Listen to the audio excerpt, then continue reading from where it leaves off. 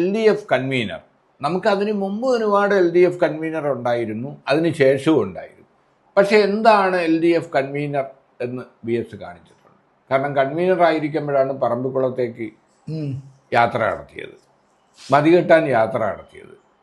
പ്രതിപക്ഷ നേതാവ് ഒരുപാട് പേരുണ്ടായിട്ടുണ്ട്, പക്ഷെ പ്രതിപക്ഷ നേതാവ് എന്താവണം എന്ന് പുള്ളി കാണിച്ചു.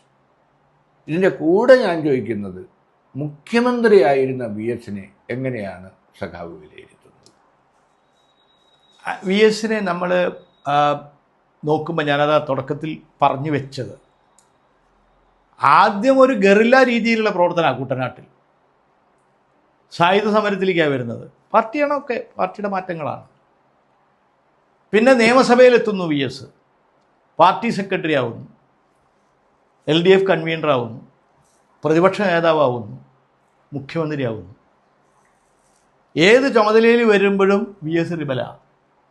അത് VSൻ്റെ ഒരു പ്രത്യേകതയാണ്.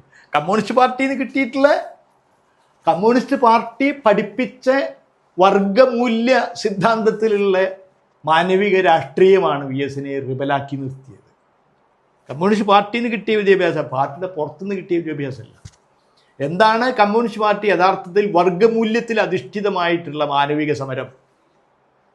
ശരിക്കും പറഞ്ഞാൽ പാർട്ടി പഠിപ്പിക്കുന്നത് എല്ലാ മാനുഷിക മൂല്യങ്ങളുടെയും മുകളിലാണ് വർഗമൂല്യം. വർഗമൂല്യത്തിൽ ഉറച്ചു നിന്നിട്ടേ മാനുഷിക മൂല്യം പോലും കാണാവൂ എന്നുള്ളതാണ്.